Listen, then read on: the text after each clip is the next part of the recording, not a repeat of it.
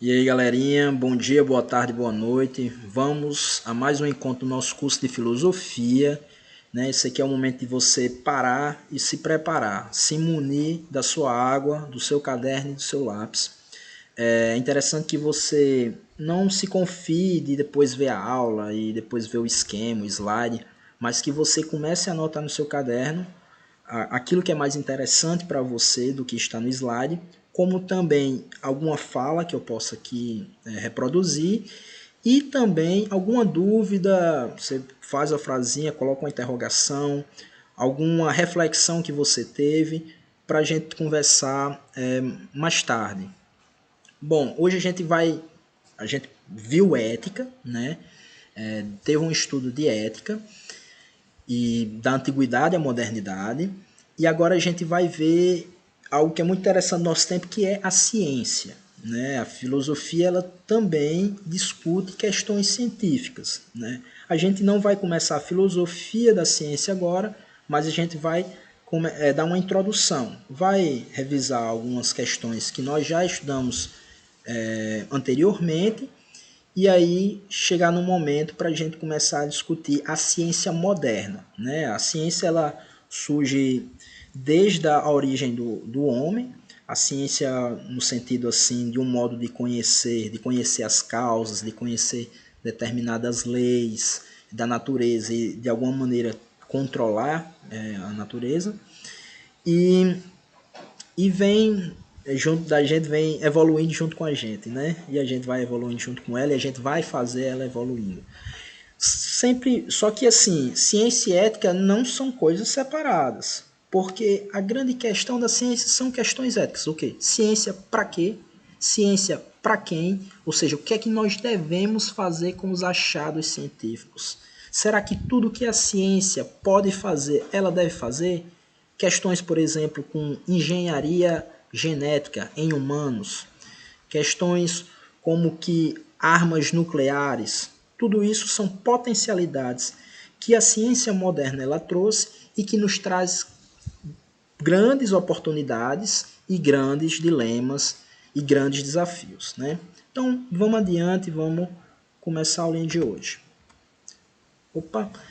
Bom, inicialmente a ciência ela não tinha esse caráter teórico que a gente tem. Né? Hoje em dia a gente tem, quando a gente vai ver um tratado científico, um artigo científico, tem todo um parâmetro teórico, matemático, né?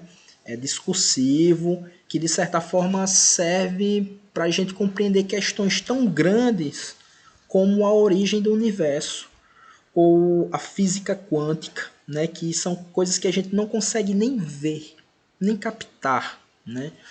Então, a ciência, quando se origina, ela tem um caráter muito mais pragmático, de fazer coisas, né? Que ali a necessidade ela traz. Então, essa ciência ela já tinha, de certa forma, um certo desenvolvimento desde o Egito Antigo e os Sumérios, que já conseguiam, de alguma maneira, estabelecer algumas relações entre doenças e medicamentos. Né? Isso os indígenas também têm isso, né? O Egito Antigo, por ele estar ali na beira de um rio, que é o rio Nilo, e aí esse rio ele encher muitas vezes e alagar grandes partes de território, eles começaram a pensar em fazer canais nesses rios. Então, ao invés dele inundar um território muito grande, ele ficava em canais, que ajudaria a irrigação de plantas. Os egípcios já conseguiam fazer monumentos enormes, que eram as pirâmides antigas, que durante muito tempo e até hoje, digamos assim, os historiadores discutem como foi possível eles, com técnicas rudimentares, fazer coisas tão grandiosas. Então, a ciência ela já existia, mas num caráter muito de saber fazer, muito direto ainda, né? Ela não conseguia, digamos assim, ampliar horizontes tão grandes quanto a nossa ciência moderna ela consegue fazer. Mas aí, essa ciência de caráter pragmático começou-se a se pensar de uma maneira mais geral, né? Primeiro é interessante que nesse período o mito era que dava sentido para o saber científico, né, da época. O mito digamos assim, o mito era que explicava os fenômenos naturais, né? Ele tinha uma função, a gente estudou já o mito, que o mito, através de metáforas, através de histórias fabulosas, eles buscavam revelar uma verdade da condição humana que estava ainda escondida, né? Fornecia um sentido para a vida, para os sentimentos, para as paixões. Você imagina que do nada uma pessoa ficava apaixonada, né? Essa coisa que dá do nada. Ele não sabia como explicar isso, e ele explicaria pelo mito do Cupido, né? Uma criança segurando uma flecha e que ela é vendada, cega, atira em todo mundo e não está despreocupada com quem vai juntar. Então, eu tenho diversos mitos para explicar, por exemplo, sentimentos de raiva, de cólera, que vem de uma vez, então eu não sei explicar, e eu criava um Deus que possibilitasse isso. Então, fazia com que o homem ele saísse do mero fazer, do mero pragmatismo para dar um sentido maior à sua vida. Claro que a gente viu também que com o avançar dos centros das cidades, dos centros culturais, e aí com o avançar do próprio conhecimento da época, o discurso mítico ele foi gradativamente perdendo espaço em favor de um discurso mais racional, no sentido de ser mais calculado, de ser mais sistematizado, e que tentava buscar explicar a natureza não mais de entidades sobrenaturais, mas tomando em conta a própria natureza, pensando que o quê? Todos esses fenômenos que acontecem na natureza não são frutos da vontade de deuses, mas são frutos das próprias relações entre os seres naturais, né? E aí é que onde a gente vai para aqueles chamados pré-socráticos, né? Onde eles vão pensar. Então, se os deuses talvez não sejam capazes de explicar a origem de tudo, até porque muitas vezes já começa a perceber que eles eram muito mais metáforas, como é que a gente pode explicar de uma maneira mais natural? Então, esses pré-socráticos, que pode ser chamado de naturalistas ou também de físicos, né? Visto que eles buscavam explicar a origem da physis. Physis é entendido justamente como aquilo que brota, aquilo que surge, toda essa realidade que nós podemos perceber através dos nossos sentidos, né? A physis era chamada physis de natureza ou física, né? Então esses caras buscavam o quê? Buscavam qual era o princípio de tudo, qual era o princípio natural que originou tudo isso que nós vemos.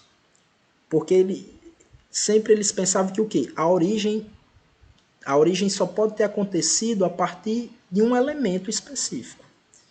E esse elemento específico foi que, a partir das suas mudanças, das suas relações, das suas conexões, ele vai criando os diversos seres que existem no mundo. A nossa ciência até hoje ela tem essa mesma noção, né, de que a origem de todos esses planetas, galáxias, estrelas, satélites se originaram que em um contexto onde eram todo unido, todo unido. E aí a partir do Big Bang foi que se criou todos esses seres diferentes uns dos outros, né? Então eles buscavam primordialmente o que? Arqué, que seria esse princípio geral que ordena todas as coisas diferentes na natureza, né? Da physis, que é o que? A própria natureza. Bom, e aí a gente viu alguns exemplos já, como o Tales, um dos 7 sábios antigos, aquele cara que já naquela época, antes de Sócrates, né, já conseguia prever eclipses lunares, chuvas, né, um meteorológico de primeira, um astrólogo de primeira. Ele pensava que a origem de tudo poderia ser uma espécie de água primordial, né? E claro, ele muito mais pelaquela observação direta, era uma ciência onde eu tinha muito mais observacional, sem grandes métodos. E ele vai perceber o quê? A água é um elemento muito especial porque ela tem 3 estados. líquido, sólido e gasoso. Ele percebia que tudo que era vivo tinha umidade, tinha água, ou seja, grande parte do nosso corpo é água, grande parte das plantas são compostas de água. Então ele percebia a importância da água também na origem de comunidades humanas, de civilizações, que geralmente surgiam o quê? Ao redor de rios. Então ele via então, uma água primordial teria gerado todas as outras coisas. Né?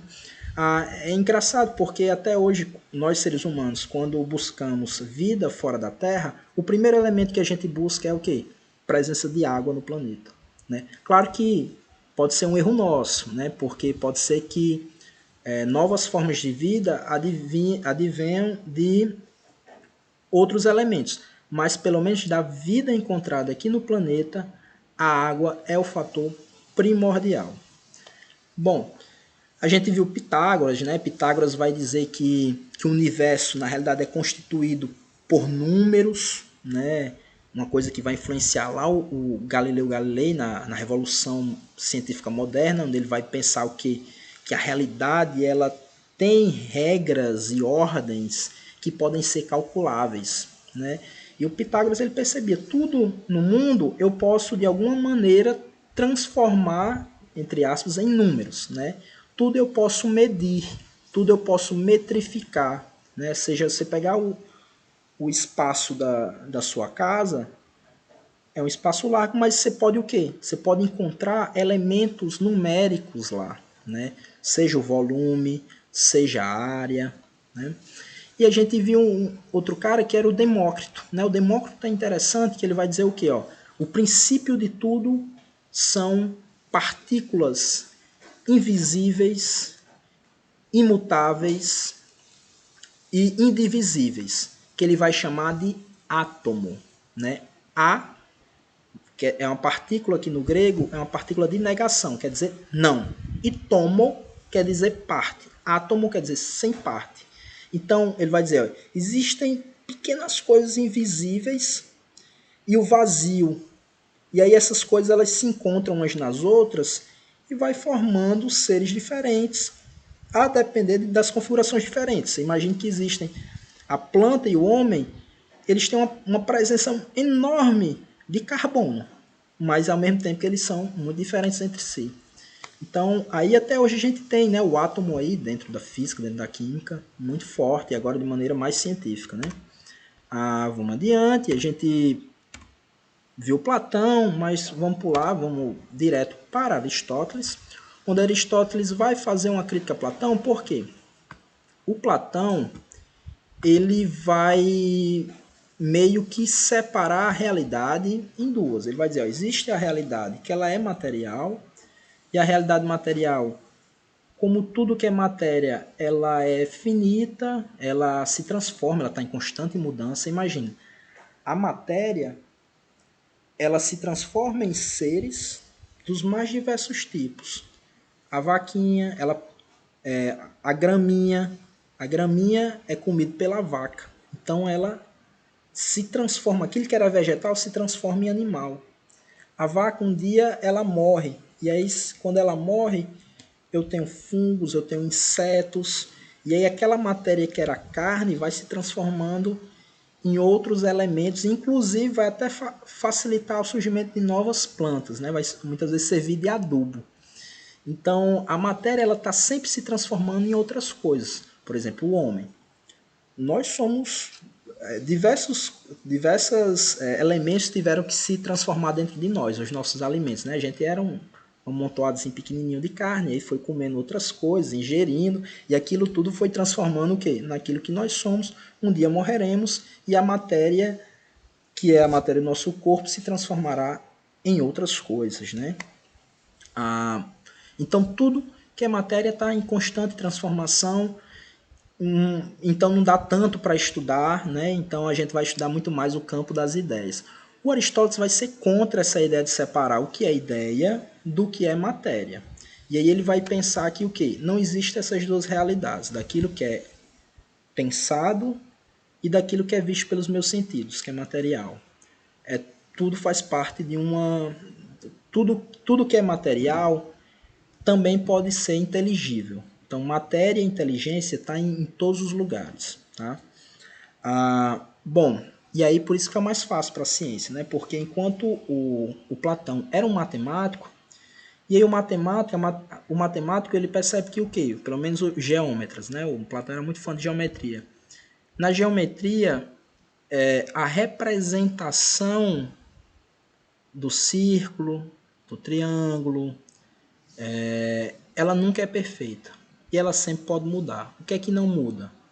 O que não muda é a expressão numérica dela, né? A fórmula do círculo é sempre perfeita, mas a representação de um círculo sempre vai ser imperfeita. É por isso que ele vai pensar em dois mundos. Já o Aristóteles ele era muito voltado à observação direta, gostava muito de biologia, por exemplo.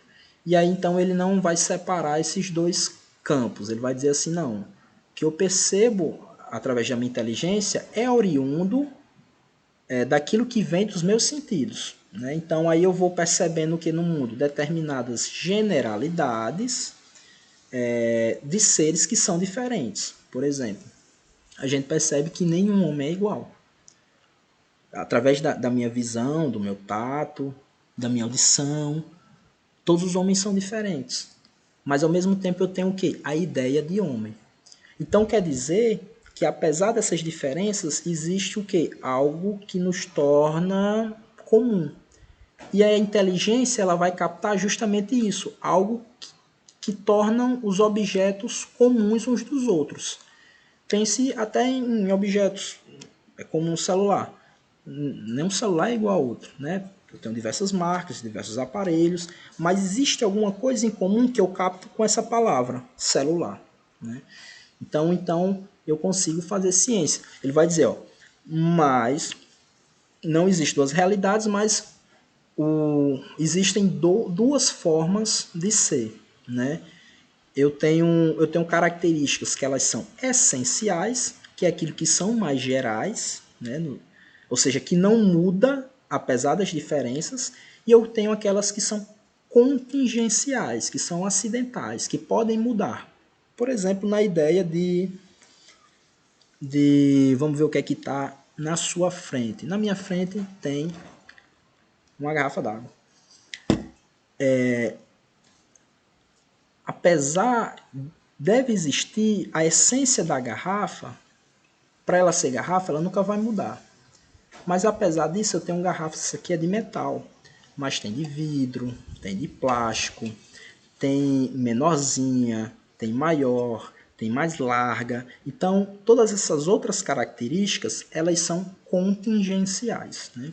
Você vê que a matéria ela pode se modificar de diversas formas, mas a maneira como a inteligência capta como garrafa, ela não muda. Então é a diferença entre o que é essencial, né? Existe o que é essencial, a noção de garrafa está aqui, e o que é contingencial, a matéria da qual ela é formada. Porque eu posso ter diferentes matérias, diferentes formatos, mas a ideia é a mesma. Inclusive vou beber um pouquinho d'água. Então vamos adiante.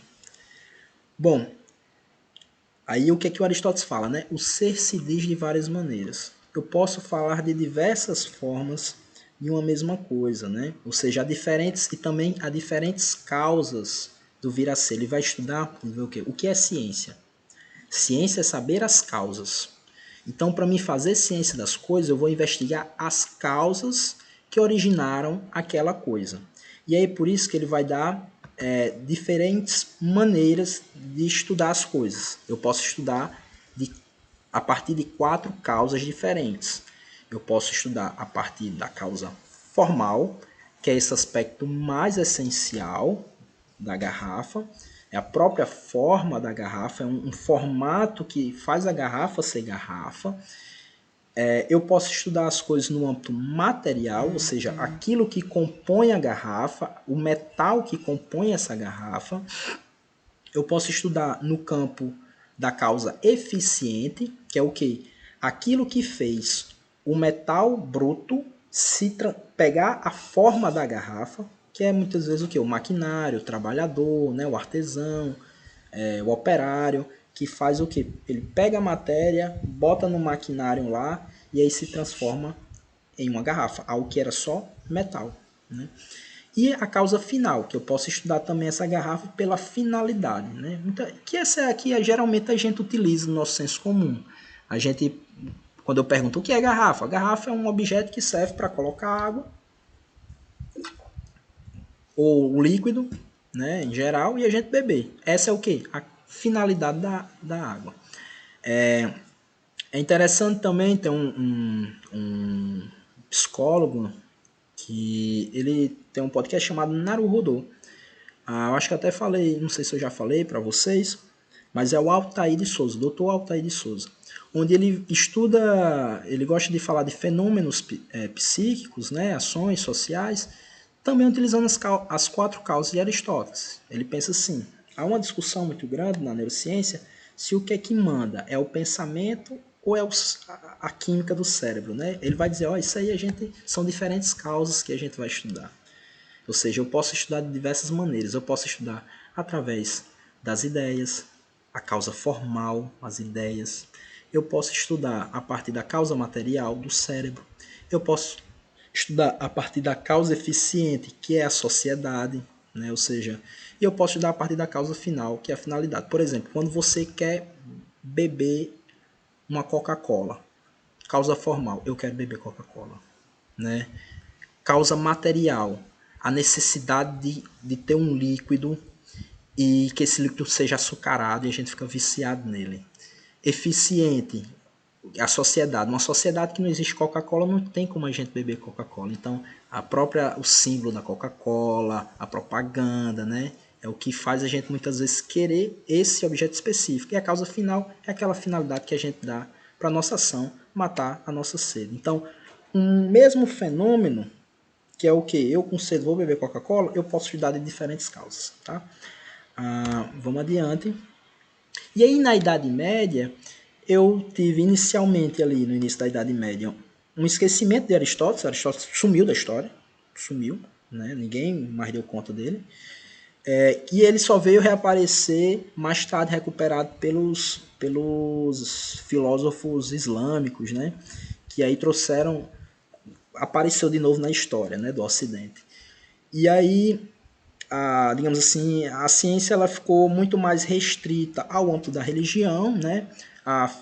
Toda a filosofia aristotélica servia muito mais para provar determinados dogmas religiosos lá, da igreja. Então, apesar de ter havido diversos avanços, né, no campo militar, no campo da engenharia, no campo de uma ciência mais teórica, ficou mais restrito a questões teológicas. Tá?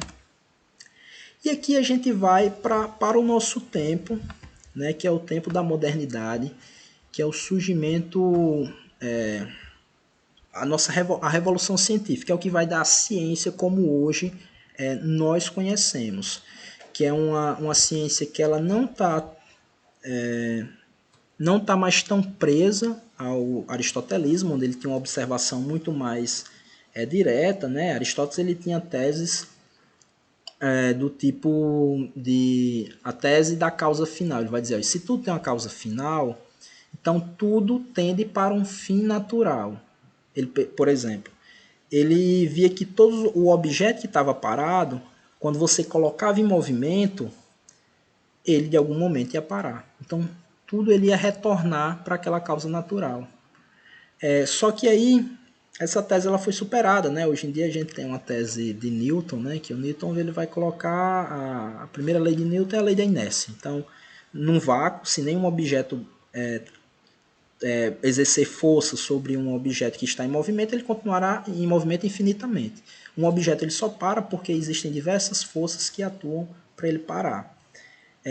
O Aristóteles também acreditava que existia 2 realidades celestes. Uma sublunar, ou seja, aquele que está abaixo da Lua, está sempre em constante mudança, mas aquele que está além da Lua vive numa espécie de eternidade. Né? Isso porque ele via que as estrelas, durante toda a história, elas existiram, né? Só que isso também já está datado. Né? A gente percebe que, na realidade, tudo tudo está em constante mudança e a gente só vê, as estrelas não mudam para a gente porque o que a gente vê delas são imagens de milhares de anos, ou seja, a gente nunca capta, a gente não sabe como é que está a estrela no presente, visto que elas estão muito distantes, a luz ela demora milhares de anos para alcançar o nosso olho.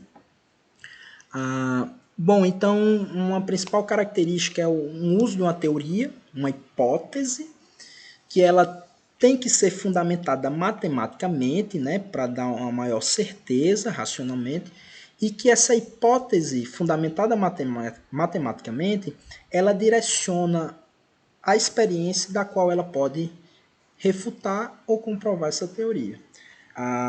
Galileu Galilei foi aquele cara que ele conseguiu comprovar a teoria de Copérnico de que o Sol era o centro do nosso sistema solar. Né? Quando antes acreditavam que a Terra era o centro do universo, né? A gente acreditava, né, muito ingenuamente, que éramos o centro de toda a criação. Com Galileu Galilei, ele percebe que não. Na realidade, essa ideia ela entra em contradição com os próprios movimentos celestes. E aí ele tinha também um instrumento que ajudou bastante, que foi o que? O telescópio. Então, eu supero a ciência aristotélica, eu tenho um método, que é um método que eu posso experimentar, fazer pequenas experiências que podem confirmar ou comprovar essa teoria. Outra coisa que é também no nosso tempo, a utilização de determinados instrumentos que expandem os meus sentidos, que aumentam a minha capacidade de audição, por exemplo, com os sonares, que aumenta a minha capacidade de visão, seja do macro, com os telescópios, e telescópios cada vez mais poderosos, e até satélites, né? Sejam com microscópios, e microscópios cada vez mais poderosos, até os eletrônicos, né?